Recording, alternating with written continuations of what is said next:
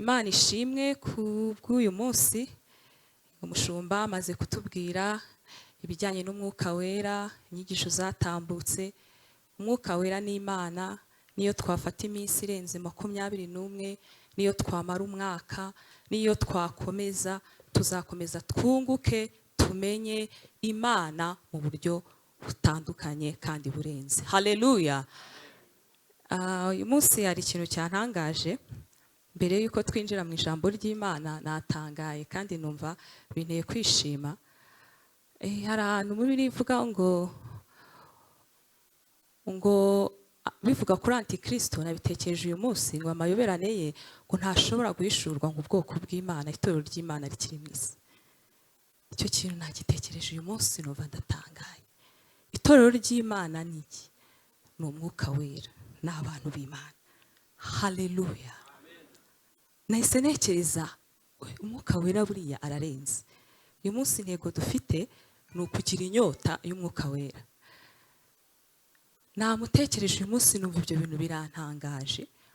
Akenshi iyo bavuga ibya Antikristo, hari bamwe twumvamo iterabwoba, systeme, abandi na n'ubu ntituramenya ibyo ari byo, ariko umwuka wera avuga ati ibyo nta kintu gishobora kubaho itorero ry'Imana rihari.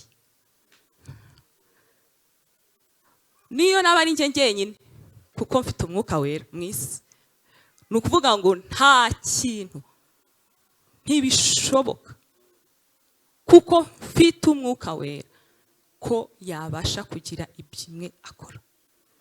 Umwuka wera ni ikintu gikomeye birenze twebwe nk'uko tubitekereza.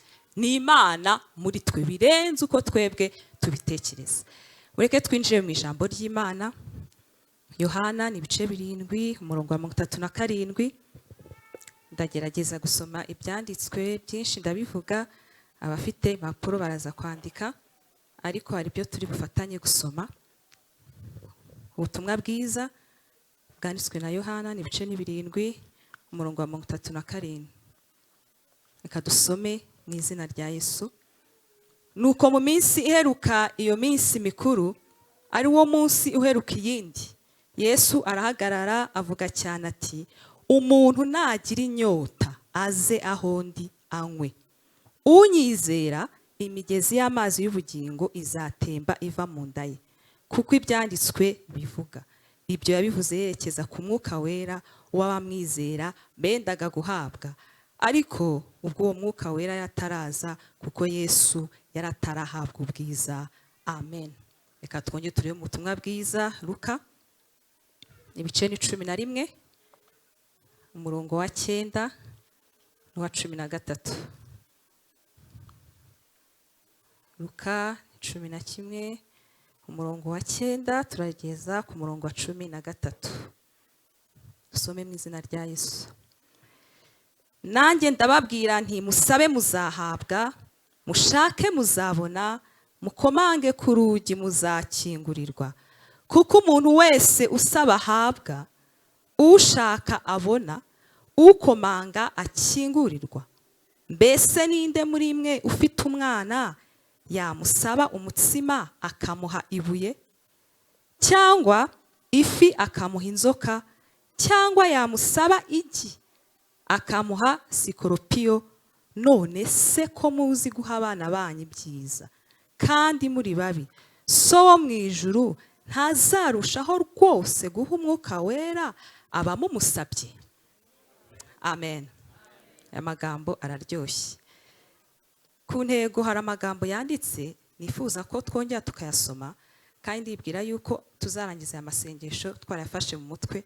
Ibyakozwe n'intumwa igice cya mbere. Ntabwo nakwinjira mu bindi tutabanje gusoma aya magambo. Ibyakozwe n'intumwa igice cya mbere. Reka dore no ku murongo wa mbere tubone kugera ku ya murongo baduhaye. Muri iki gitabo cya mbere nanditse ibya Yesu yabanje gukora no kwigisha byose kugeza ku munsi yazamuwe mu ijuru, amaze gutegeka intumwa yatoranyije azitegekesha umwuka wera. Amaze kubabazwa abonekera ari muzima, atanga ibimenyetso byinshi, agumya kubonekera mu minsi 40 avuga iby'ubwami bw'Imana. Nuko abateranyiriza hamwe abategeka kutava i Yerusalemu ati, ahubwo murindire ibyo data yasezeranyije, ibyo nababwiye, kuko Yohana yabatirishaga amazi, ariko mwebweho mu minsi mike muzabatirishwa Umwuka Wera. 6. Nuko bamaze guterana baramubaza bati, mbese mwami, iki ni cyo gihe wenda kugaruriramo ubwami mu Bisirayeli? Arabasubiza ati, si ibyanyu kumenya iminsi cyangwa ibihe data yagennye, ni ubutware bwe wenyine. 8. Icyakora muzahabwa imbaraga, Umwuka Wera nabamanukira, kandi muzaba abagabo bo kumpamya i Yerusalemu, i Yudaya yose, i Samariya, kugera ku mpera y'isi. Amen. Haleluya. Reka mbere kuri aya magambo, nanezerewe cyane. Iyi ntego yacu yatubwiye kugira inyota yo kubatizwa mu Mwuka Wera. Yesu ari mu isi yabanye n'abigishwa be, turabizi ko yagiye abahamagara, ko yagiye abatoranya. Iyo dusomye izo nkuru muri Yohana igice cya mbere, Bandereya baza, Banatanayeli baza, Yesu yagiye abahamagara, baraza bajyana urugendo, barabana, abigisha inyigisho nyinshi zitandukanye, akora imirimo n'ibitangaza, barabibona, barabyitegereza. Yesu agiye kugenda rero, agiye kubasezera, yasezeye ababwira ku by'Umwuka Wera. Buriya ku babizi, umuntu yabanye n'abantu kenshi, iyo agiye kugenda avuga ingingo ikomeye ashaka ko basigarana muri bo.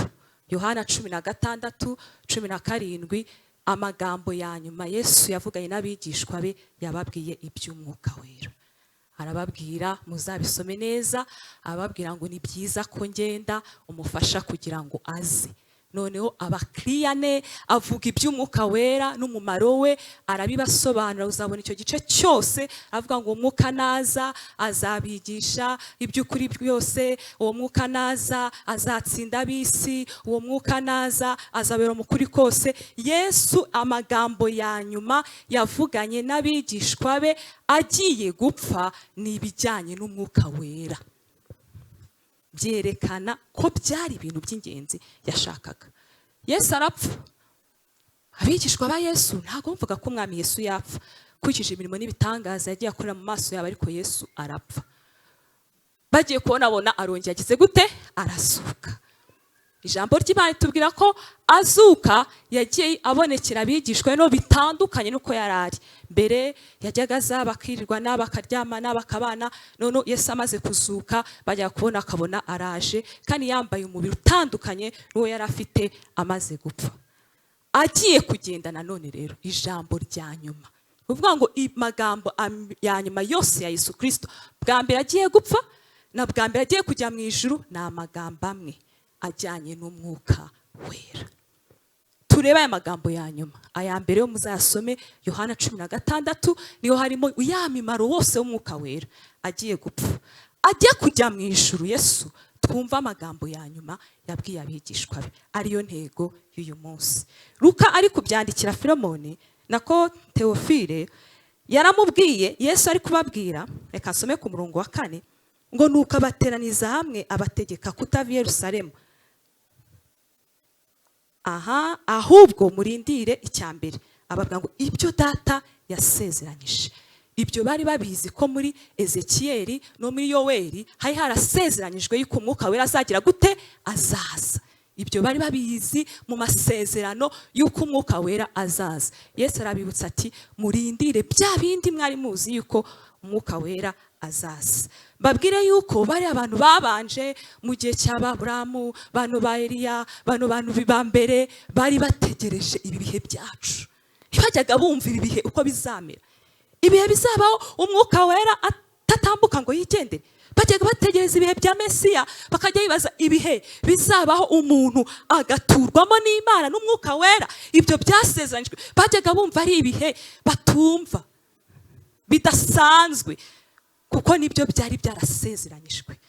Yesu si wasezeranijwe, ahubwo Yesu yaje kugira ngo tubone ibyari byarasezeranijwe ari byo Mwuka Wera. Igihe umuntu ari watandukanye n'Imana yongera agahura n'Imana, Imana ikaza igatura muri we ibyasezeranijwe. Haleluya! Yesu arababwira ngo ibyo data yasezeranije. Icya kabiri arababwira ngo murindire ibyo nanjye nababwiye. Ni ibihe? Ya magambo ya nyuma y'Umwuka Wera. Arongera ababwira ati na bya bindi Yohana yavugaga, avuga ko abatirisha amazi ariko hanyuma azazuza abatirisha iki? Umwuka Wera. Ibyo bintu Yesu arabibibutsa. Arangije arabwira ati rero mu minsi mike namwe vuba ibyo bintu muraza kubibona. Umurongo wa 6 wantangaje, nanjye nawitekerejeho. Bahita bavuga ati aha, Yesu yarazutse. Bari bamaze iminsi bafite ubwoba. Buriya abantu bari bagendanye na Yesu akora ibitangaza, mujye mubitekereza. Yesu ari kugenda ukuntu yari umuntu master ukomeye akora ibitangaza, abantu bamugendanaga inyuma bajyaga bumva nabo bagendera amavuta ya Yesu. Bagiye gutungurwa babona wa muntu arapfuye. Ntabwo bumvaga ko Yesu yapfa. Mwibuke ko na Petero rimwe Yesu yeza abankubivugaho, Petero batoya ya Yesu amwe ati mve nyuma Satani. Ntibumvaga ko Yesu yapfa. Yesu arapfa. Bagiye kubona ku bw'amahirwe abonye azukanye ubwiza. Mwibuke ko bari bazi ko ari we Mesiya.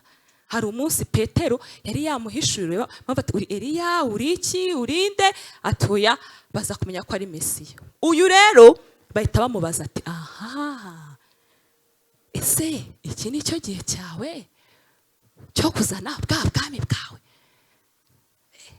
Yesu, iki ni cyo gihe cyawe? Bumva batangiye kwinyeganyeza bati Mesiya twagendanye bya byifuzo, iki ni cyo gihe cyawe cyo kuduha bya bindi? Iki ni cyo gihe cyawe cyo kugarura ubwami bwawe tukabibikomangoma? Yesu arabareba aravuga ati ko abigishwa banjye. Hahita yibuka akibahamagara, niba mwibuka Yohana igice cya mbere, Natanayeli Yesu yamubonye munsi y'igiti cy'umutini. Aravuga ati cyaje uri munsi y'umutini, uriya naye nakubonye.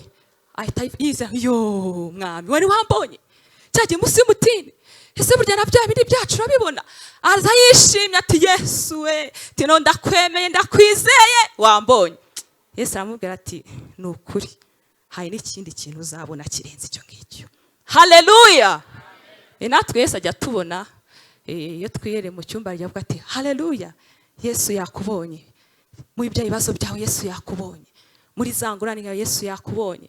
Ya Mariya nijoro Yesu yakubonye. Rya deni ryawe Yesu yakubonye. Ya mashuri yawe Yesu yakubonye. Kandi bidukora ku mutima. Kandi koko Yesu aratubona akadusubiriza ibibazo, tumuzamura icyubahiro. Haleluya! Yesu ajya tubona. Akenshi bijya mu miryango gukingura yo kugira ngo twegere Yesu. Abantu benshi bakunda kuza kuri Yesu duciye cyane mu muryango. Hari abari barwaye uburwayi babiririmbye mu kanya, hagakugira uburwayi burenze bw'indengakamere, Yesu akakubona akagukiza. Ukavuga ati Yesu haleluya. N'ibindi Yesu akabikora. Hari abaga batarabyaye ibintu batashobora kwiha, Yesu ati nakubonye hahandi. Yesu agakora ibitangaza bati Yesu nakubonye. Ariko Yesu arenze ibyo. Abwira Natanayeli uwo munsi aramubwira ati wanejejwe nuko nakubonye? Iyo version niyo winjiriyemo inejeje? Buriya n'abapagani bya bintu Yesu arabibakorera. Mwari mubizi ko n'abapagani Yesu abikora? N'abatarizera baraza bagatakambira umwami Yesu akabasubiza. Nabo buriya Yesu arababona. Yesu akabagirira impuhwe. Nabyo Yesu agira gute? Arabibona. Ariko amubwira ijambo rikomeye. Yohana cyo cyambe ku murongo wa 50 abwira Natanayeli, aramubwira ngo hari ikindi kintu muzabona. Muzabona ijuru rikinguka. Mubona urwego ari rwo umwana w'umuntu Yesu Kristo. Mutangire muzamuke, abandi bamanuke, amariko bamanuke. Hazabaho communication yindi hejuru y'umuntu n'ijuru. Abwira Natanayeli ati nabyo uzabibona. Haleluya! Ntunezezwe gusa nibyo. Aha ku murongo wa 6 rero Yesu yongeye kubona abigishwa be bakiri muri ya version yonyine. Bati none wazanye ubwami tugiye gutegeka. Abaroma ko batumereye nabi bya byifuzo byacu. No iki ni igihe cyawe cyacu cyo kugira ngo dusubizwe. Yesu arababwira ati nabyo njya mbikora, mwigira ikibazo, ibyo si ibyanyu, data ajya abigena, ariko hari icyo nashatse kubabwira, ari cyo nanjye nshatse uyu munsi, ngo tumenye, tugire inyota, tugishake, ngo icyakora muzahabwa imbaraga. Umwuka wera nagira gute? Nabamanukira, muze abagabo bo kumamya. Ibyo niyo magambo ya nyuma ya Yesu Kristo. Niyo mpamvu dukwiye kuyatekerezaho no kuyagirira inyota no gutekereza impamvu Yesu ibyo bintu ari byo yatinzeho. Ndashaka ko umwuka wera turebera mu rugero rwa Yesu wenyine, turebere mu rugero rwa Yesu, ubundi turebe kuba twagira icyifuzo n'inyota yo gushaka umwuka wera. Kuko ikintu cya mbere tumenye ko ni Yesu wabivuze, ni Yesu wabidusabye.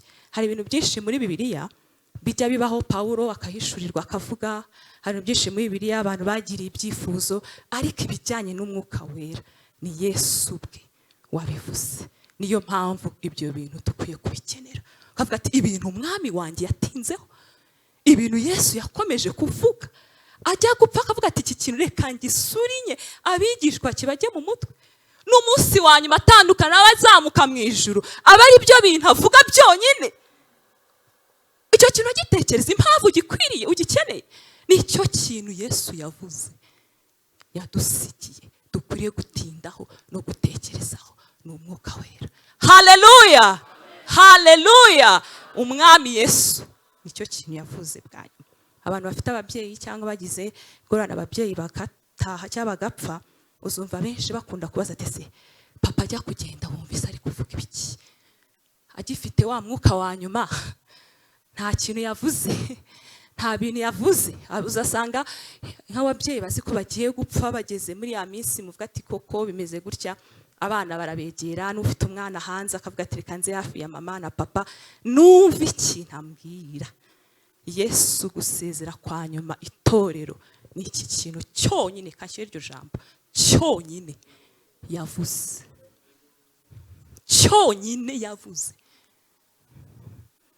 Utaza gutekereza ibindi, nicyo kintu cyonyine Yesu yavuze. Sepasiyo ya mbere agiye gupfa, nicyo cyonyine yabwiye abigishwa be, Yohana 16, cyonyine. Kwe kumenya ko ari cyo kintu umwami Yesu agushakaho gikomeye, nicyo cyonyine yavuze. Ajya no kuzamuka mu ijuru, mu bisome umurongo wa karavuga ati ategekesha umwuka we, ageze hepfo, ndagira ngo mbibutse ibyasezeranijwe, ndagira ngo mbibutse ibyo navuze bwa nyuma, ndagira ngo nabibutse ibyo Yohana yavuze. Ibyo bintu bitatu mu bisome. Ntiyavuze ibindi bintu bidasanzwe, Yesu yavuze ku mwuka wera. Icyo ni cyo kintu cya mbere gikwiye gutuma tugirira inyota umwuka wera. Nabonye muzehe abantu mwakurikiye MPC ajya kwitaba Imana, avuga ukuntu azasigira abantu Bibiliya. Mwabonye kuri YouTube kuna abana be bagiye bashishikara, natwe badusaba mutange inkunga tugure Bibiliya. Muzehe rwose nibyo yifuje ku munota wa nyuma, ugasanga abana bagisha ishyaka ryo gusohoza ikintu umubyeyi wabo yifuje ku munota wa nyuma. Natwe mutekereze umunsi umwami akurwa muri uyu mubiri, umunsi umwami adukurwamo akajya mu ijuru. Icyo ni cyo kintu cyonyine yasize atubwiye. Haleluya! Kuko azi ko cyuzuyemo byose. Mureke turebe ubuzima bwa Yesu n'umwuka wera mu isi, turebe Yesu abaho mu isi, tumurebereho. Uyu munsi niwe turi bwigireho ubuzima bwe n'umwuka wera. Kuko buriya Imana kuzana Yesu mu isi yari ifite impamvu zigera kuri 2. Iya mbere, Yesu yaje kugira ngo abe igitambo, atwitangire, ibyo murabizi. Icya kabiri, yaje ari umuntu kugira ngo turebe uko abantu Imana ishaka ko babaho, tubyitegereza ku muntu. Niyo mpamvu yaje muri stade zose z'abantu. Yesu yatwiswe amezi 9, byari gushoboka ko Imana imumanura mu isi ari umugabo w'imyaka 30 akahita agwanugo. Ariko siko Imana yabishatse. Imana yashatse ko Yesu aba mu muryango, akagira se, akagira nyina, akatwitwa amezi 9, agakura, akajya muri teenagers, akazamuka muri ya myaka, akagira imyaka 30, akagira imyaka yo kuministeringa, akagenda kugira ngo twitegereze ubuzima bw'umuntu mu isi urimo Mwuka w'Imana. Mureke turebe ubuzima bwa Yesu. Haleluya. Ubundi tugira ibyifuzo dusenge. Haleluya. Icyambere, Luka muze kubyandika ibice 3 umurongo wa 21. Ntarajya aho ngaho, hari ikintu natekereje uyu munsi numva ndatunguwe, ariko ndabane Imana yahaye Yesu ababyeyi beza, Mariya na Yosefu. Ubundi iyo murebye ukuntu Imana yakoraga, turye muri generation cyangwa mu rubyaro rwa Yesu, umuntu wese wizeraga nuye bari ingegera cyangwa icyo akagira amahirwe akikubita mu muryango wa Yesu, Imana itaga imubyaza umusaruro. Turebe nkandese, turebe nk'uri wabyaranye na sebukwe Yuda, ura mugore ufata amahano ubyarane na sobukwe wabigambiriye, Imana yabona ko yinjiye mu muryango wa Yuda, Imana ifiteho gahunda ikatwa ati zana uwo mwana mubyaza umusaruro, Imana ikahita imubyaza umusaruro. Murebe Rusi umubabukazi Rusi, umunyamahanga wabo ngabo bavumye. Uzasome muri Zaburi avuga ngo bameze nk'urukarabiro rwanjye n'umwanda, n'abantu b'umwanda. Ariko akumva amakuru y'iby'Imana, amakuru y'Imana ya Isiraheli, akumva Imana ikomeye, akavuga ati reka ndebe negere rwa rubyaro rw'Imana, yakwikubitamo gato. Bowazi Imana ikati ngwino, urubyaro rwa Rusi kari kwikubitamo ba Obedi, umwami Dawidi akazamo. Murebe muka Uriya, amahano yakoranye na Dawidi, agacinya mu mugabo we, baraza barabana. Umwana we, umuntu wese wagiraga amahirwe yo kwegera urubyaro rw'Imana akarwinjiramo, Imana itaga imubyaza umusaruro ukomeye direct. Haleluya. Barabagore ni benshi, harimo Nandera, harimo muka Uriya, hari Rahabu yari indaya izwi, n'abana soreshaga muri icyo gihe simbizi, ariko yari indaya izwi. Ariko buri indaya zimenya story nyinshi ziba ahantu, kuko haza mu mazu yabo hinjiramo abagabo n'abandi bakanywa bakavuga. Buri indaya zimenya story nyinshi zikorera ahantu, barazimenya. Aza kugenda amenya atari ubwoko bw'Imana butembera, Imana igenda hagati yabo, Imana yabo ifite imbaraga, ati iyo Mana yakoze ibitangaza yo muri Egiputa. Story yose arayimenya. We kumenya iyo story ntibyapfa ubusa gusa, avuga ati ku bwoko bw'Imana urakaze. Agize amahirwe, bamwe mu bwoko bw'Imana binjira mu nzu ye, aravuga ati numvise ibintu byanyu, oya mwera ngo mbakira nk'abandi bagabo, numvise. Yarizeye burya, numvise imbaraga z'Imana yanyu, numva ibyo bintu, numva birarenze. Mwabagabo mwe izindi gahunda tube tuziritse, nimumbwire biriya bintu numvise nibyo. Ati nibyo, Imana yakoze ibi muri Egiputa, ati yarabikoze, Imana yakoze ibi yarakoze, iyo ni Imana yanyu. Atumva ndabahisha, ndakora ibishoboka byose, nanjye cyagiye muzanyibuke. Yikubita gatoya muri rwa rubyaro, Imana direct amaze kwinjira mu byaro rwawe, urubyaro rwe aba uw'umugisha. Haleluya. Generation, umuntu wagize amahirwe muri kiriya gihe cyo kwemera ibintu Imana ivuga, byo kwemera iby'Imana, kandi babyumvaga ari story ziri hirya, ko ntibabyegeraga, bakabyumva nk'inkuru bitambukira, iya Mana irakomeye imeze gutya, bakabyumva. Bakona ikibinjiza gato, abo bantu direct nubwo baga bari babi cyabameze gute, Imana yababyazaga iki? Umusaruro. Ibyo bintu byerekana ubuntu n'urukundo rw'Imana. Haleluya. Ariko kintu cyantunguye, Yesu agiye kuvuka, Imana ntiyazana ingegera, ntiyazana abajura ngo babe base ba Yesu. Imana izana ngo Mariya wari wuzuye umwuka w'Imana, bizana na Yosefu wari wuzuye umwuka w'Imana. Kuki Imana itazanye ikijyanye n'ababyeyi bo kurera umwami Yesu, ikijyanye n'umurimo? Imana iyo yerekana ishusho y'urugo y'ububyeyi, kuki Imana itazana ingegera, itazana abantu bameze ukuntu, ikavuga ati Yesu ni ishusho twigira ibintu byose.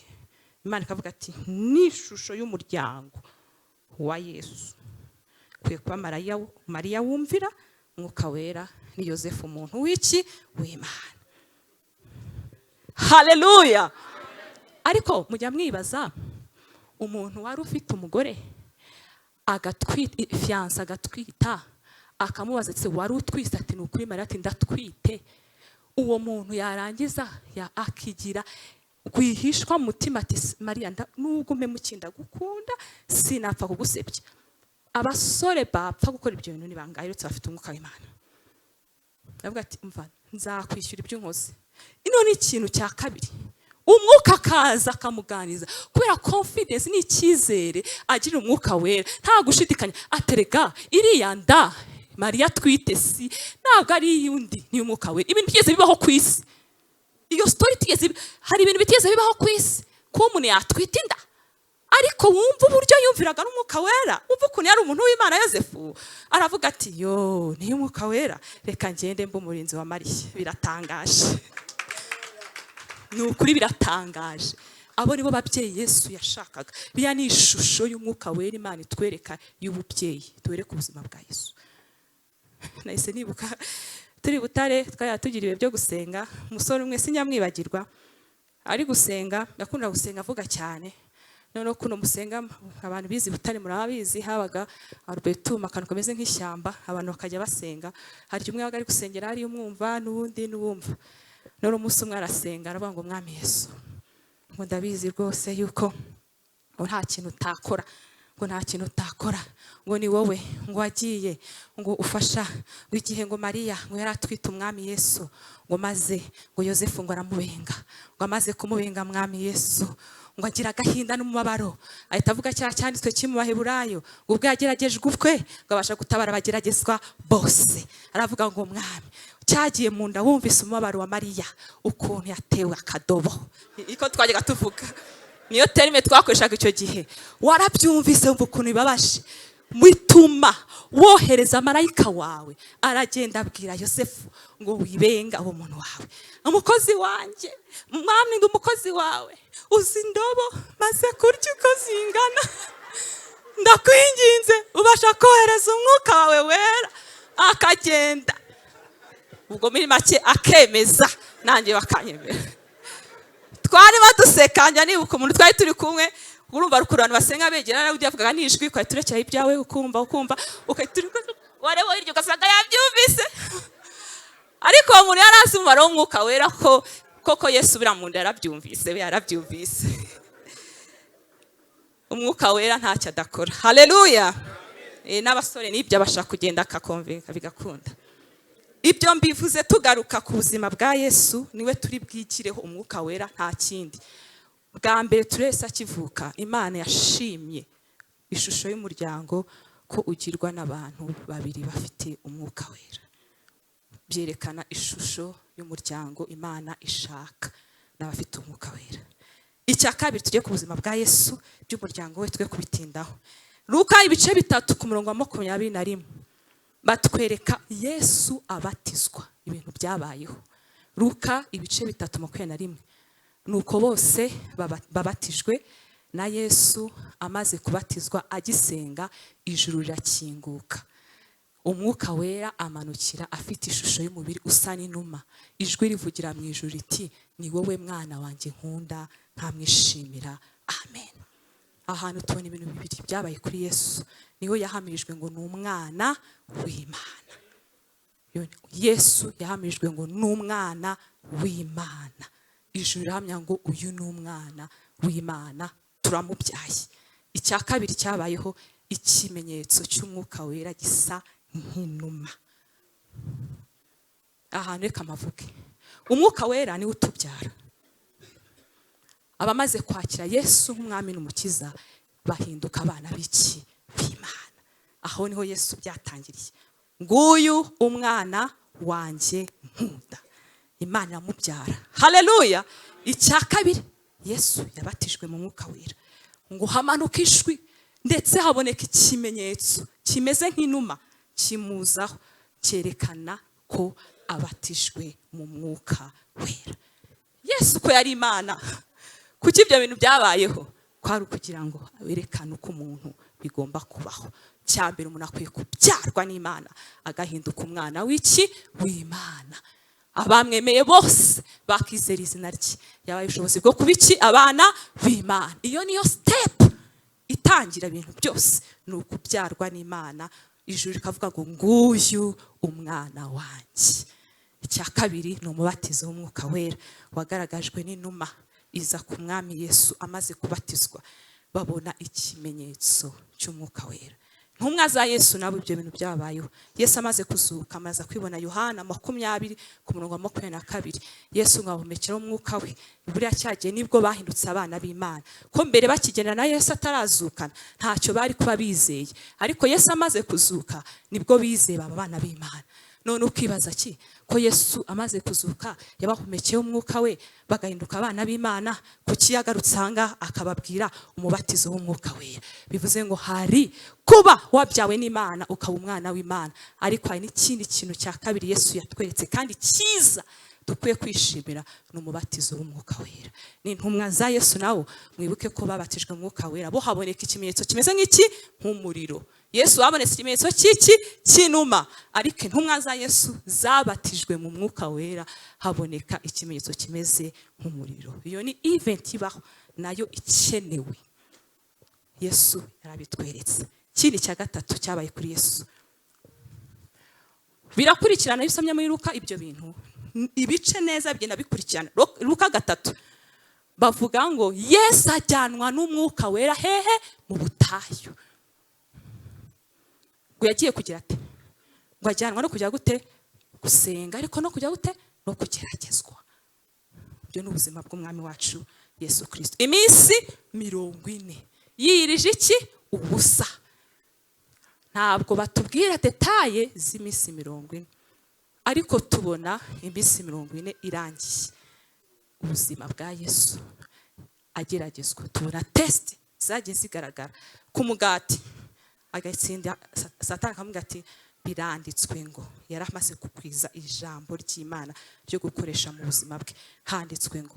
Indi test ntabwo tubije muri izo test zose za Yesu, tugenda tubibona handitswe ngo. Tubona Yesu Imana ikoramo umurimo muri we. Ibi bivuga iki ku buzima bwacu? Ni Umwuka Wera utubyazamo imbuto. Ni umurimo Imana ikorera muri twe wo kuduhindura. Ni umurimo Imana ikora wo kuduhindura. Haleluya. Imana uburyo ikora bwo kuduhindura igikoresha ibyanditswe byera, kuko iratubwira ngo umwuka ni ubeza akadutunganya agahindura ubuzima bwacu.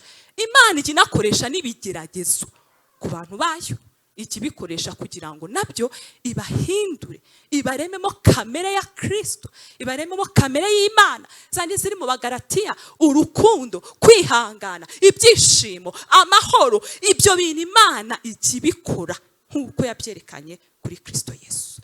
Imana ishimwe. Urugero rwa 4 tubona kuri Yesu Kristo mu buzima bwa Yesu.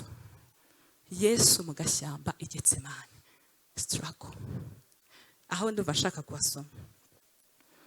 Yesu mu gashyamba Getsemani, Luka 22:39-42. Turi kureba ubuzima bwa Yesu bwose, nibwo turi kwitegereza. Luka 22:39.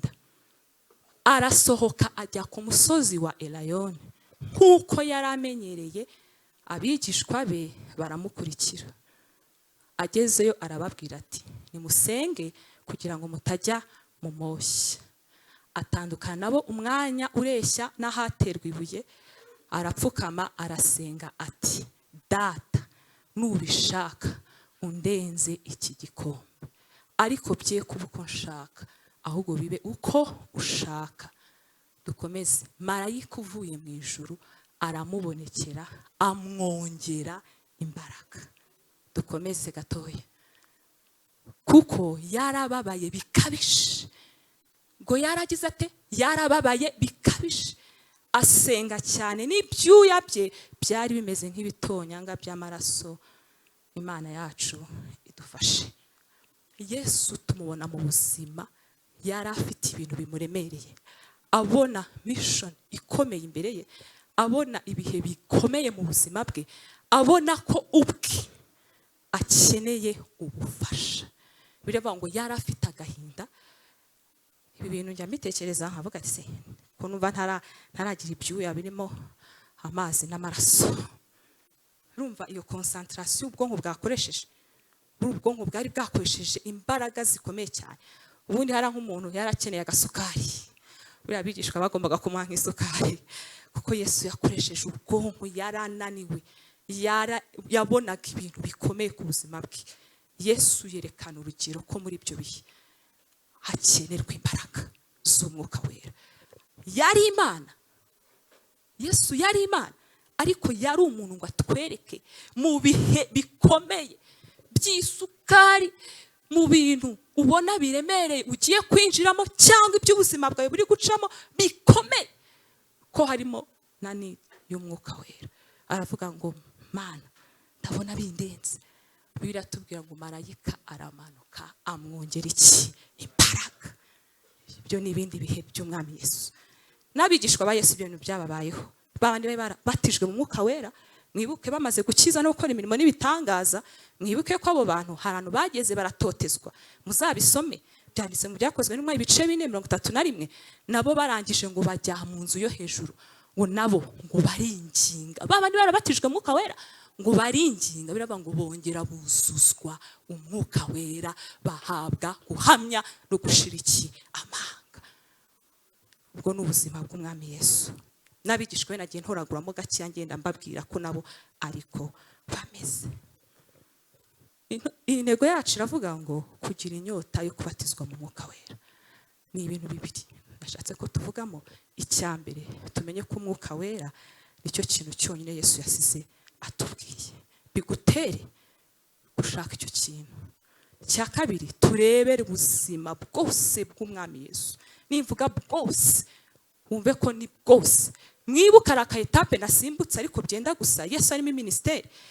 Yesu amaze kugezwa na Satani avuye mu butayu gusenga. Ku gice cya 4 niho yahise yinjira atajya mu isinagogi ngo aho iwabo aho yaratuye. Kandi abwira abigishwa yarabwiye ngo muzahire Yerusalemu. Yesu nawe yahereye i Nazareti aho yaratuye, ahitavuga ati Umwuka w'Iteka ari kuri njye. Yansize amavuta ngo mbwirize abagwaneza ubutumwa bwiza. Rekana ngo mission yatangizwa no kuvuga ngo ni Umwuka w'Uwiteka.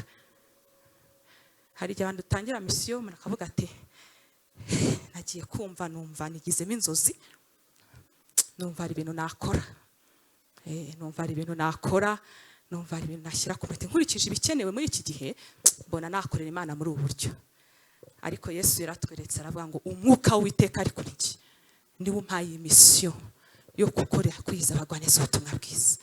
Ibi bintu Yesu niwe utanga, Umwuka Wera niwe utanga mission, niwe utanga icyo abantu bakwiriye kugira gute gukora.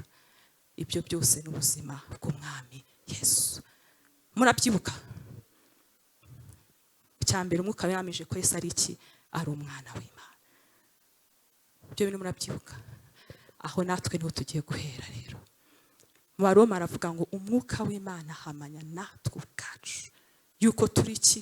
Abana b'Imana. Aho niho tangiriro ry'ibintu byose. Hari igihe dusoma aya magambo mu Byakozwe n'umwe tukavuga ngo muzaba bahamya bo kumpamya. Nkahita numva ni microphone mfite hano.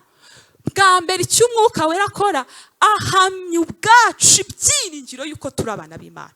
Ubwacu akabiduhamiriza yuko turi abana b'Imana. Turaza gusenga dukoreshe indirimbo 107. Uhitubona izi step zose za Yesu meta muzibona. Twemezwa n'iki ko tuzagera mu ijuru n'Umwuka wihora. Naho bitangira ibyiringiro nk'ibyo twabihabwa nande kawihora. Dushake uwo Mwuka Wera, ni Yesu wawutugene. Ikintu cya mbere Umwuka Wera ahamiriza muri twe nuko turi abana b'Imana. Ni ibyiringiro by'Imana yatugize, ni ibyiringiro by'iyo tugana, nuko turi abana b'iki? B'Imana. Uyu munsi hari abakristo bafite ubwo hari ubwo uzajya mu ijuru, simbizi bizaterwa n'Imana, ubishobora yuko ngo uwo munsi ngo nzaba nagize kuke.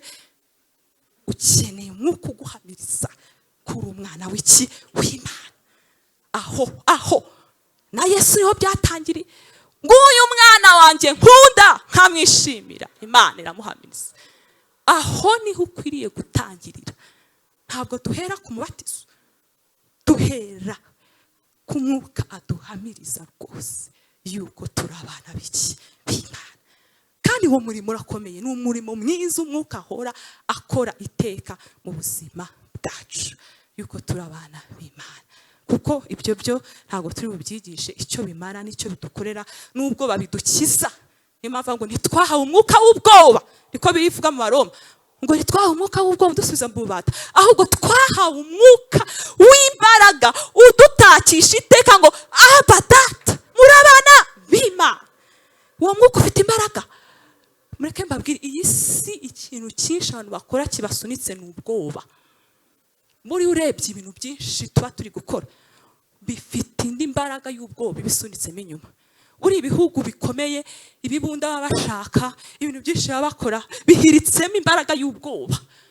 Muri urebye amarejime abantu benshi hano bafata, ntabwo ari gufata regime, ariko usanga harimo izindi mbaraga z'ubwoba zisunika. Isi system yayo ikozwe mu bwoba bw'imibereho. Buriya abantu baniga cyane harimo imbaraga z'ubwoba. Aka kazi sigaye mbona ama offer benshi bakora, nkabona imyaka yanjye ntikirimo. Muzareba basigaye offer nyinshi, nta myaka yacu ikirimo. Abantu bari muri za 38, 9, 40, dusigaye akazi urimo ushyiramo ibintu bigukikiza, nongere mu masters, nongeremo ibingibi, nongere ibingibi. Harimo akantu k'ubwoba inyuma kaba karimo kadusunika rimwe na rimwe. Isi ifite imbaraga z'ubwoba. Bibiliya avuga mu Baheburayo ngo abahoze batinya noneho urupfu mu kuboko kwabo kose. Umuntu wese atinya urupfu. Nabari abantu bose benshi ari umwuka urupfu. Jede umufarumasiye nari nkuru yambayo, ntajya nibagirwa umuntu yaje muri farumasi afite angine, ariko we aza directeur ati muganga ndashaka kubabaza, iyo ikintu cyapimbye hano kikazamuka biba ari iki? Ndamwanditse kubera iki? Mbese ubundi kanseri bigeze kuyiye stade? Bitanumva ibyo bintu bibiri ntibihura, ntibisa. Numva ntibihura, sinumva ukuntu. Ndahise kubera iki? Se kanseri wayizi se habayo ntuza ngo wagiye kwa muganga se? Oya, ariko hari umuntu nzi wishwe na kanseri yo mu muhogo, kandi nuko byari bimeze. Babwije ukuri, uriya muntu ashobora gupfa kandi atishwe ni angine yari afite, yishwe n'izindi mbaraga z'ubwoba. Yobu navuze ngo ibyo natinyaga byambayeho.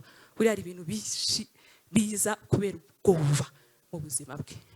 Tukomeza tuganira mitambubone uwo ngo n'isukari yanazamuka, diabete, ibintu byose byanazamuka, agatangira kubona abana babasize, kabona ibintu byose byakomeye, ubwoba bukayobora ubuzima bwe bwose, akarangira napfuye kandi bikanarangira biko bimeze. Imbaraga z'ubwoba.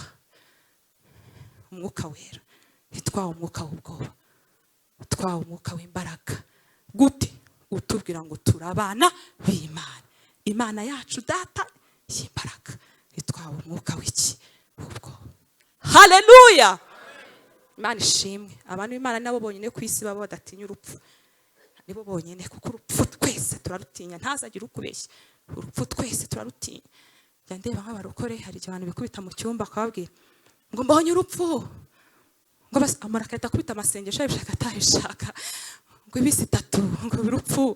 Hari nabo bagira bakashyamo no kubivuga mu buryo butari, ati mbonye Imana, ati mbonye Satani akwambura. Nari Satani akwambura, akajya yibaza ngo aragutwaye Satani, akayibaza ankuye he buriya? Ankuye mu Mana. Se Satani afite ubashe yuko Imana yasinzira ukuntu gatoya, Satani agacunga Imana ngo ndamupapuye. Ariko bakabitubwira natwe tukumva nibyo, guhera umwanya umwuka w'ubwo bukaza na moto ukabutacyongera kwiteka. Kwa kuko moto tuyibonamo urupfu rwinshi batoya, ntabwo jya kuri moto urupfu ruri kuvugwa aha ngaha rutamfata. Ariko nitwawe umwuka w'ubwoba.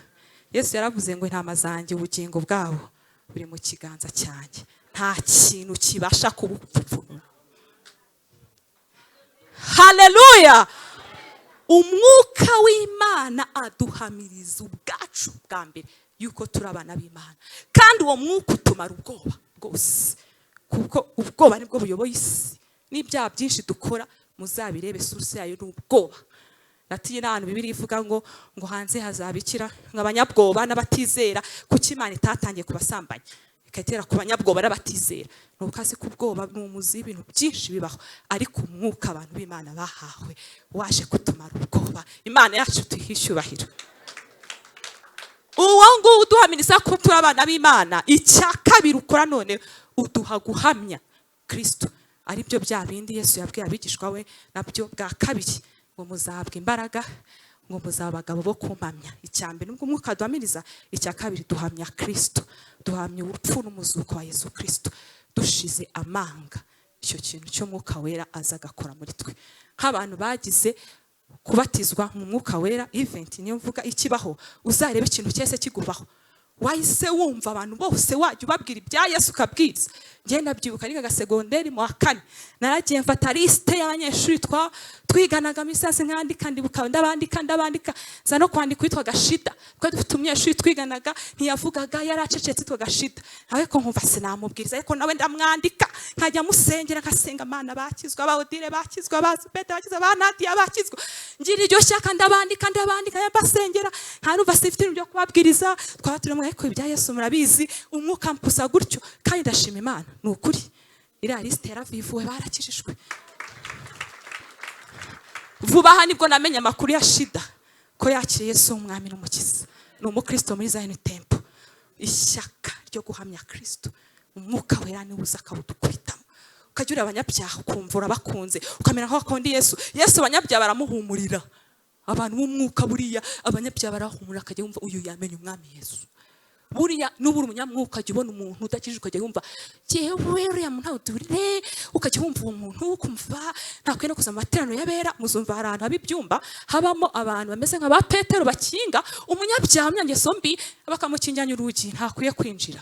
Oya, uriya ntago ari umutima w'umuntu wabatijwe mu Mwuka Wera. Mwuka Wera gusunikira cyane kuri abantu kugira ngo bahamirize, bamenye urupfu no kuzuka kwa Kristo n'ubukingo nawe wabonye. Imana yacu ishimwe.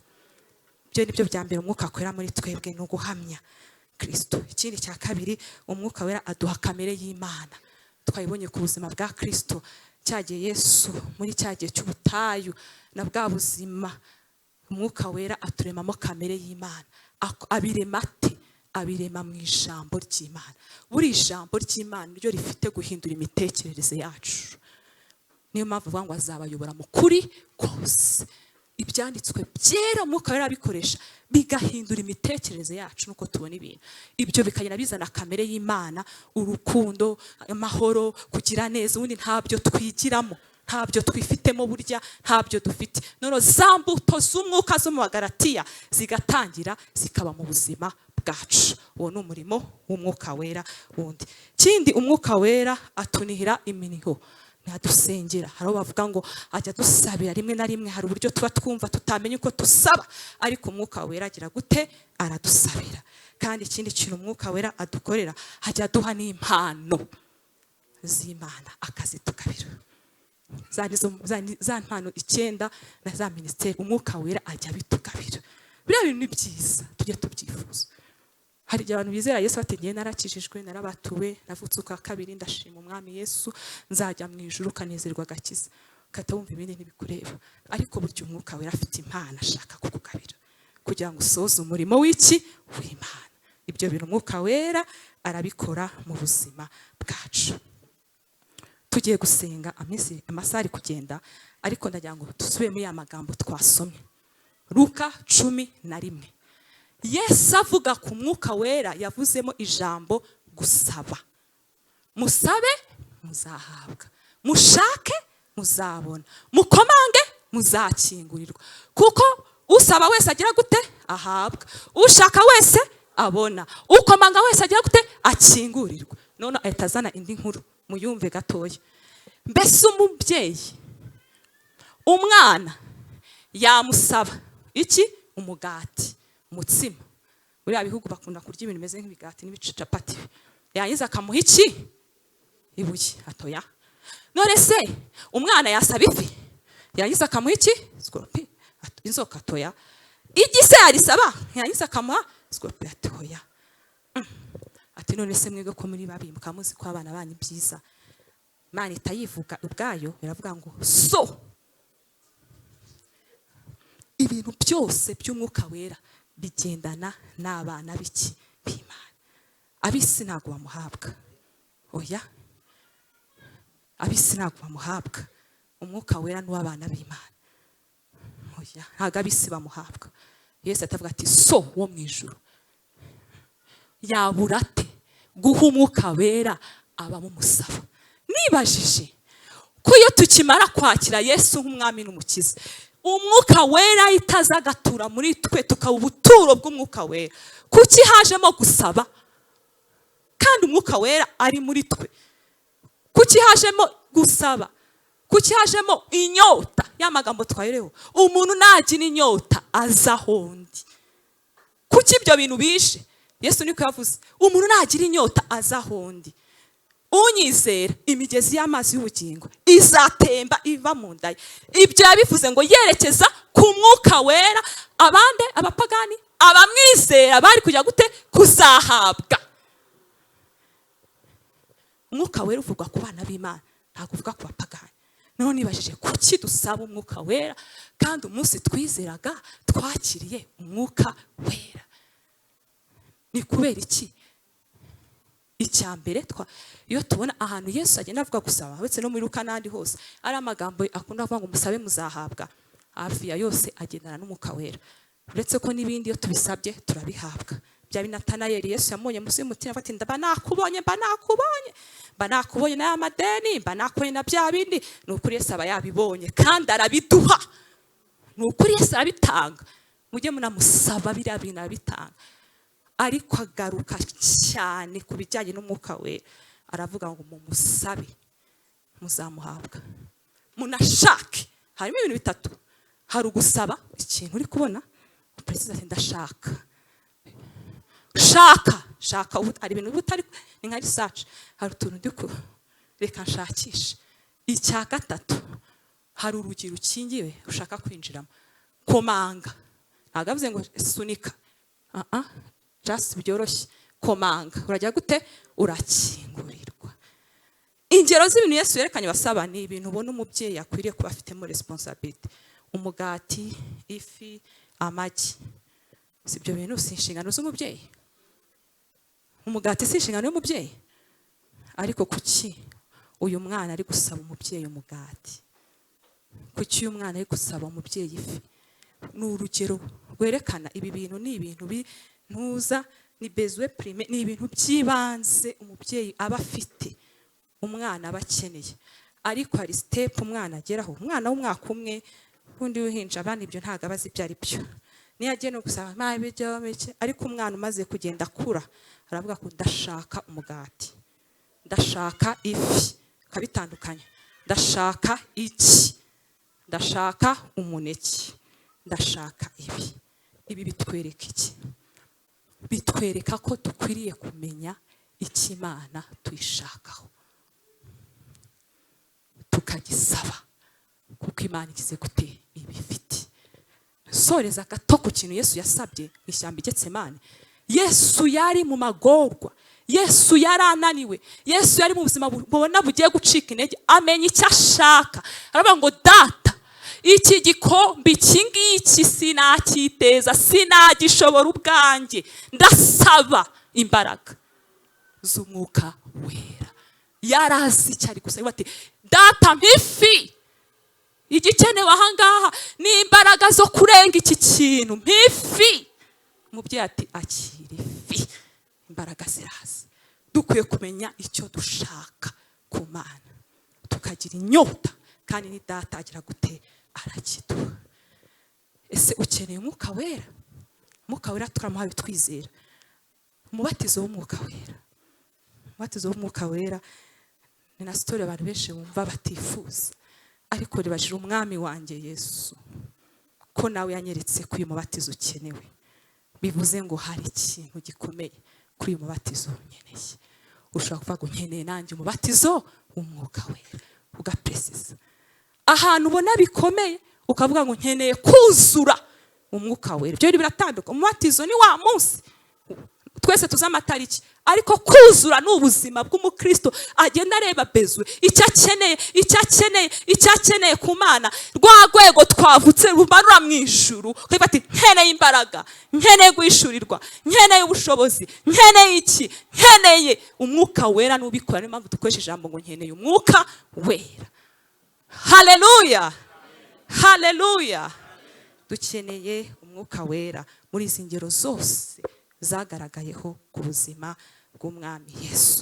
Niyo mpamvu biri tuvuga ngo yamucunshumuye ari mwinshi. Imana itanga icunshumura. Yamujyanyije nk'umugezi. Umugezi ntago ari nk'inyanja uvuga ngo ni amazi ngo bihora biza, ubuzima bushya, imibereho mishya bihora biza, bigatambuka, bikamanuka, bikaza. Nubwo buryo Imana igenda ikora imirimo mu buzima bwacu. Tugiye gusenga, ariko hari ibintu bitatu numvise ku mwuka wera twebwe abizera numva ndababaye. Bibiliya yavuga ngo nimukababaza umwuka wera. Niko birivuga mu Befeso ibice 4 ku murongo wa 30 mu byandike. Nimukababaza umwuka wera. Abefeso ibice 4 ku murongo wa 30. Abefeso ibice 4 ku murongo wa 30. Hari ibintu bitatu numva nshaka kuvuga ku mwuka wera. Imana cyangwa umwuka, ijambo ry'Imana ritwereka twakwiye gukora ngo ntimuteze agahinda umwuka wera w'Imana wabashyiriweho kuba ikimenyetso kugeza ku munsi wo gucungurwa. Ni ryari duteza agahinda umwuka w'Imana? Iyo ukomeje hepfo ubonamo imirimo ya kamere yazamutse muri twebwe.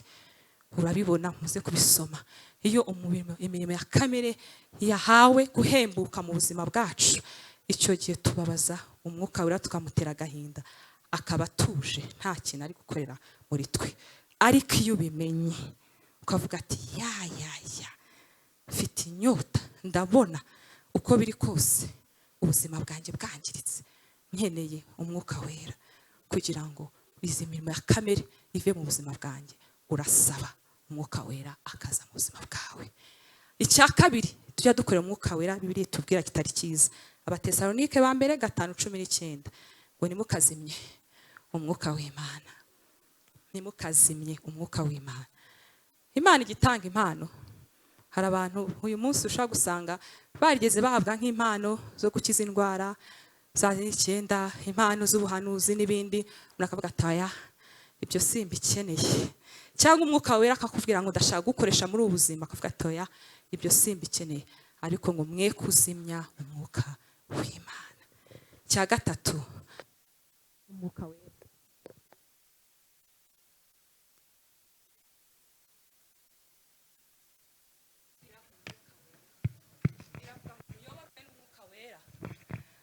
Kutumvira umwuka wera. Bibiliya tubwira mu Galatiya 5 berekana ko dukwiye kwemera kuyoborwa n'umwuka wera.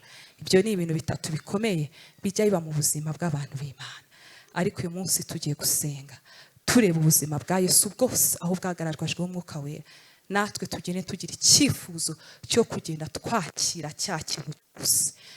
Musabe muzahabwa, mushake muzabona, mukomange muzakingurirwa. Mwibuke ko abera b'Imana bafite umwuka wera n'izo mbaraga z'isi uyu munsi. Imbaraga isi ifite nuko abantu b'Imana bafite umwuka wera.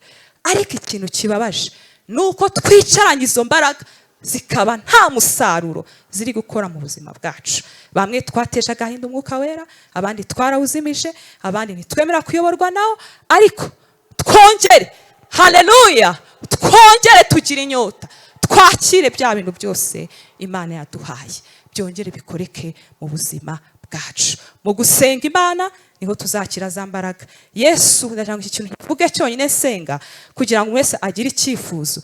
Yesu mu bintu yatweretsemo urugero rukomeye bituma umwuka wera akora mu buzima ni ubuzima bwo gusenga. Bibiliya tubwira ngo buri gitondo ajyaga ajya gusenga. Ubuzima bwa Yesu bwaranzwe n'ubuzima bw'amasengesho.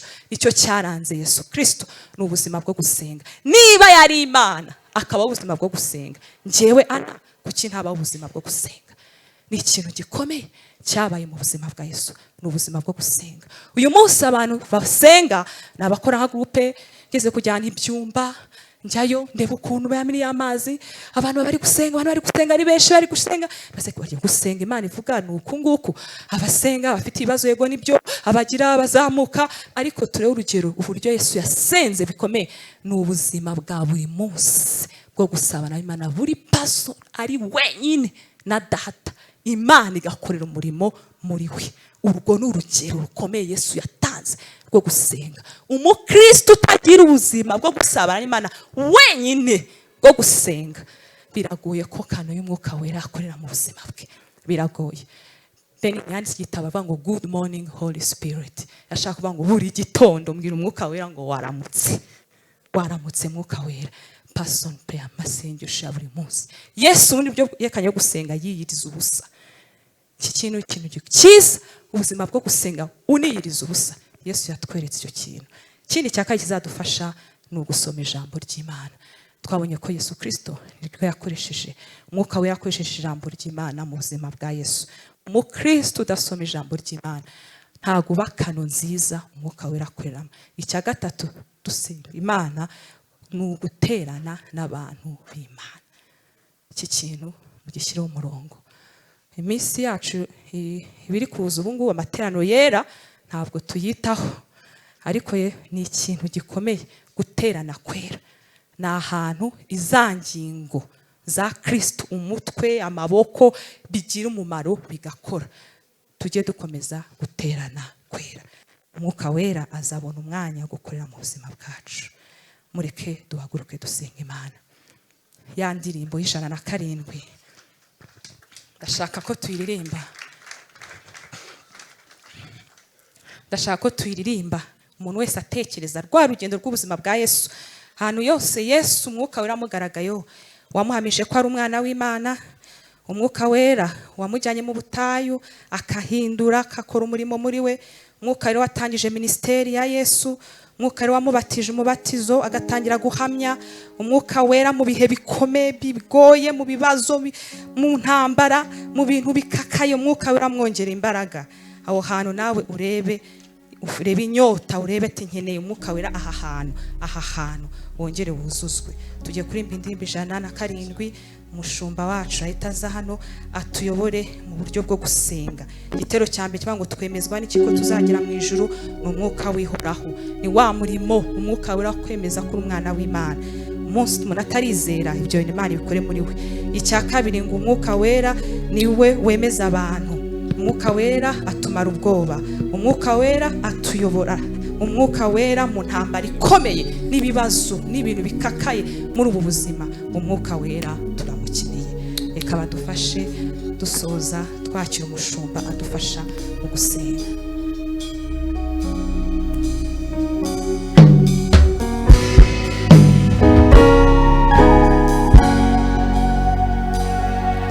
Twemezwa n'iki ko tuzagera mu ijuru, kawihoraho. Ibyiringiro nk'ibyo twabihabwa nande ngo kawihoraho.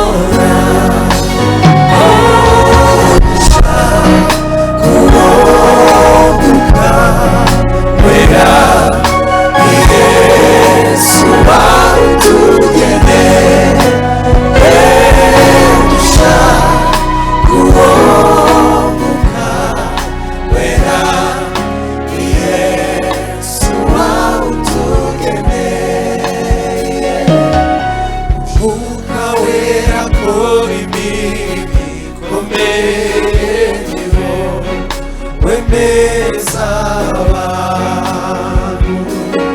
Tugira ubwoba cyane iyo tutakimwumva, twibaza icyo twakora. Dushaka uwo Mwuka Wera ni Yesu wawutugeneye. Dushaka uwo Mwuka Wera